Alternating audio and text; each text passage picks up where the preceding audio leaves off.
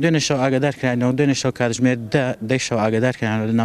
لەلایەن نەخۆشخانەی سۆرانەوە بە هەبوونی دوو تەرم دوو هەرزەکار کەوا بەناوەکانی ئەها ئەلیف شین ڕ کە هەردووچیان هەرزەکە یعنی مێر منداڵن تەمەنیان دەوری 16 ساڵانە و خزمی یەکتریش بوون. دیار بوو گیانیان لە دەستدا بوو ئێمەش دەست بەجێ لەسەر فەرمانی بەڕێز دادوەری لێکۆڵێنەوە تەرمەکانمان ڕەوانی پزیشکی دادی کرد بۆی بزانین هۆکاری گیان لە دەستدانیان چییە هەرچەندە گومان ئەکرێت دوو گومان لێرە هەیە گومانێکیان ئەوەیە کەوا بە شۆرتی کارەبایی گیان لە دەستدا بێ